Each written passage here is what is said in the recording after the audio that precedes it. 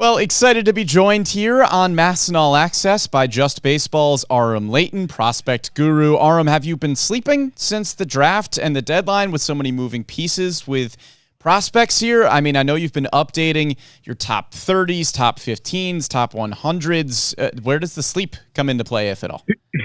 A little bit now, but it was crazy with the draft right into top 100 update because we wanted to have that all updated before the deadline, and then you had a lot of organizations changing hands of prospects. And I mean, just updating our Orioles top prospect list here took a while because it's so deep now. So it's been crazy, but it's been fun. We're on the back end of it now doing the team top prospect updates and can fit a little bit more sleep in now.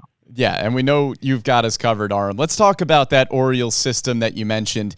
It looks a lot different after a trade deadline and a draft where they bring in a lot of top 10 guys and a lot of depth pieces as well. What's your overall takeaway about this Orioles system after those two key dates? I think the depth, and I know that that's not the first thing that certain fans want to hear. I understand that you say how many players are going to get up here and make an impact. Well, the more solid pieces you have, the better chance that more guys are going to make an impact. I always look at the Atlanta Braves farm system, right, where it's never ranked super high, but they have a lot of really good pieces that are solid, maybe just outside of the top 100 type of players, and then they end up overachieving some of them, and you end up getting some really good pieces here. They've got some guys at the top, don't get me wrong, but they already had those guys, where now I think with the draft, you got some exciting high upside guys in the first round, but at the deadline specifically, what stood out to me was really building a ridiculous amount of depth. And the pitching side specifically as well, where you got a lot of arms mixed into the fold there, but even some of the underrated bats. I think anytime AJ Preller is selling, or anytime AJ Preller is buying, it's a good time to be selling. And I think the Orioles got a lot of volume, but they also got a lot of quality too. Yeah, let's talk about one of those guys that the Orioles acquired in that deal from AJ Preller. That's Boston Baitman, who is considered one of the top arms in the system. You've got him in your updated Orioles top 10. For Orioles fans that may not know who Boston Baitman is, what he is like as a prospect, give me a little scouting report on him. So he's a big, tall kid that throws hard. I mean, you're talking about a 6'7" lefty that can already run it up to the upper 90s. He sits closer to the mid 90s, but when you're 6'7", 245 pounds, and you're already starting to throw it in the zone at a pretty good clip. I mean, as the season's progressed, he's looked a lot more like a pitcher than a thrower. And I think it was a guy that the Orioles were probably really excited to be able to acquire. First round pick was Cash Mayfield, but both left-handed pitchers out of high school. But Baitman has looked better stuff-wise. And I know there's been some health aspects to Mayfield, but both are on the mound, and Bateman's stuff just looks better. I thought there was a little bit of reliever risk coming out just because of how big he is, some inconsistency with the command. But he's quelled some of that with now a much better feel for the changeup, much better command overall, and he's holding that velo in the mid-90s. Looks like a guy that could be a really solid, middle rotation piece if it all comes together. But you can dream on so much more when you're talking about a 6'7" lefty who still hasn't even turned 20 years old yet and continues to show more polish, feels like every time you check in. Yeah, Bateman's still in Delmarva, like you mentioned, a lot to dream on there. Some consider him to be the best pitching prospect in the system, but Aram, you've got a different guy at the top. In your top 15 at number 3 is Trey Gibson. And I think that's a lot higher than, some other folks around the industry may have him. Why do you have Trey Gibson so high on your list? This was such a fun dive for me, just the more I've been able to watch and dig into the data. I think Trey Gibson's one of the most underrated pitching prospects that we have in minor league baseball. And that happens when you're, a non-drafted free agent. And it's just another really good scouting success by the Orioles. I think we've seen that with a lot of arms that they have identified, whether it be in later rounds or not even being drafted, and helped maximize here. And with Gibson, it's just the quality of stuff across the board. This guy can really spin it, but he also can really extend down the mound. It's plus extension with good carry on that fastball.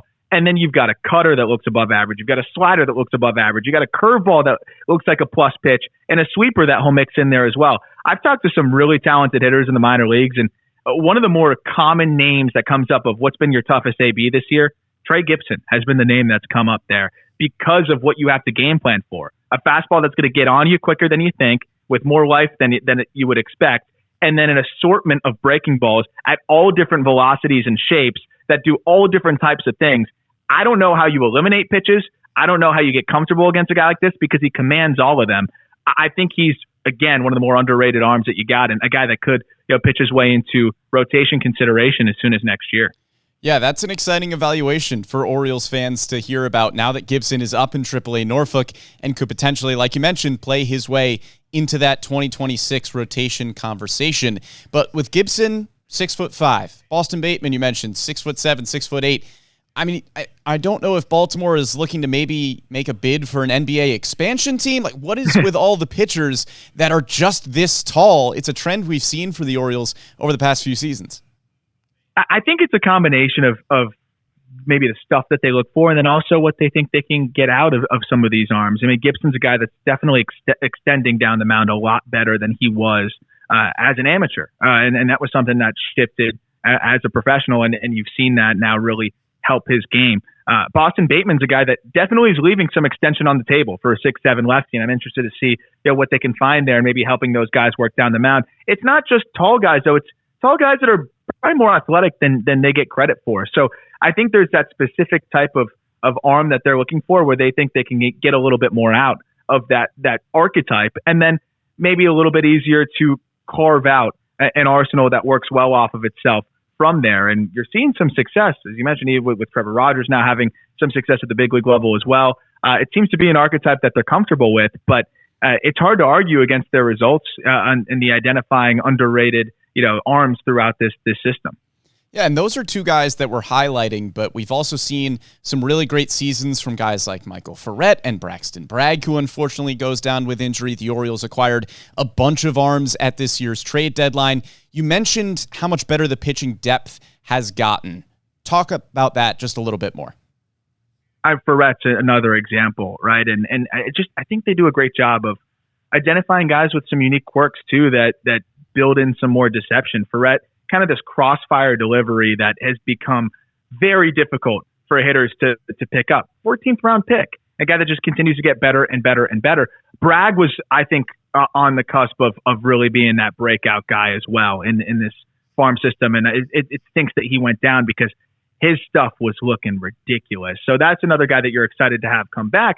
But how about just getting some higher floor arms that may not be middle rotation arms, but could be back into the rotation types of starters, like a Jaron Watts-Brown, who can really spin a couple breaking balls and looks like he can fill into the back of the rotation, or a high probability big league leverage arm like a Tyson Neighbors, who they got from San Diego, who I think has a great chance of slotting into leverage as soon as next year. Like, just to have those guys already in the fold on top of some of the guys that they identified and have been developing on their own is really encouraging. Nestor Herman has been getting rave reviews from a lot of different people that I've talked to that have seen him in person. And then you get a guy that can throw 102 like Raymond Gomez, and Wellington Aracena from the Mets as well.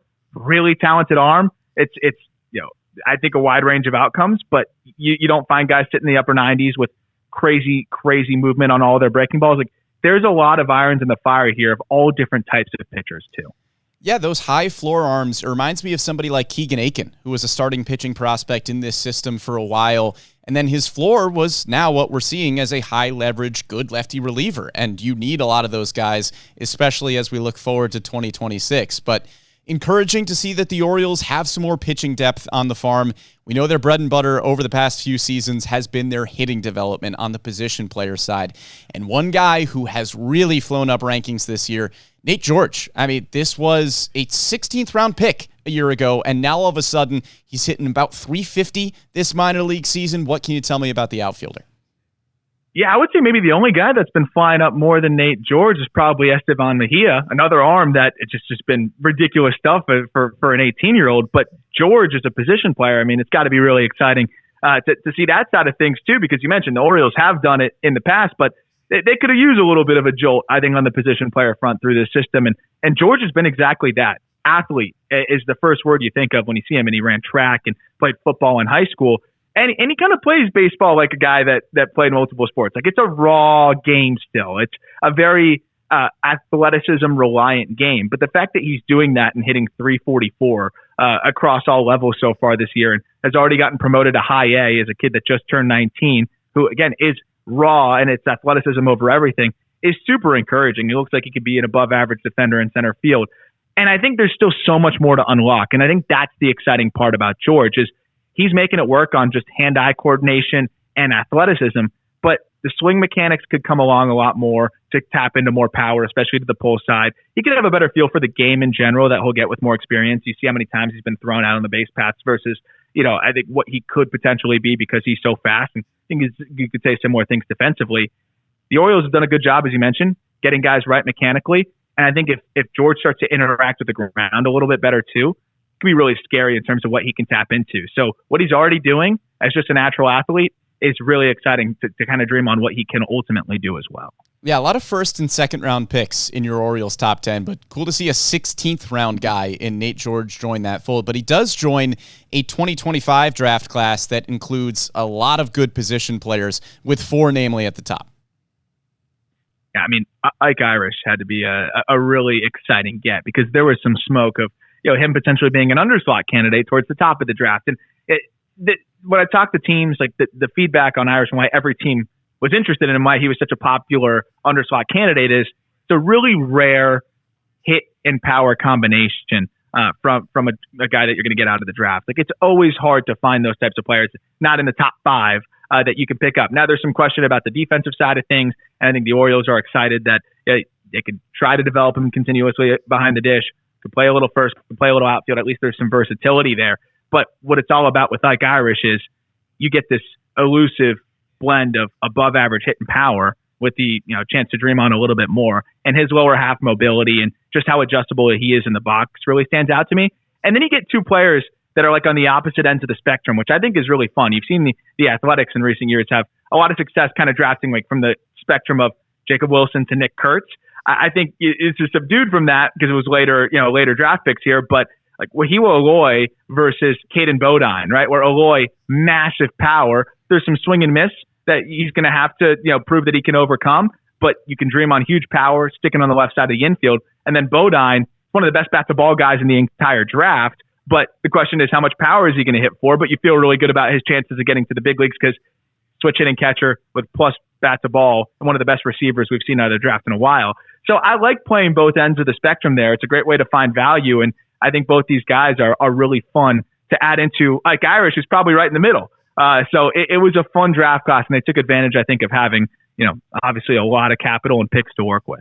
Yeah, and after the deadline in the draft, all of a sudden you're looking at this Orioles system in a much different light than you may have been a couple of months ago. But Aram, we appreciate the excellent insight. Where can we find more of your work? We'll be putting out the Orioles top prospect list at justbaseball.com, so you can find it there. And then we'll be breaking it down on our prospect podcast, The Call Up. But you can also listen to our flagship show that I'm on as well, the Just Baseball Show. Would love for you guys to check it out. Aram, thank you so much, man. Appreciate it. Thanks for having me.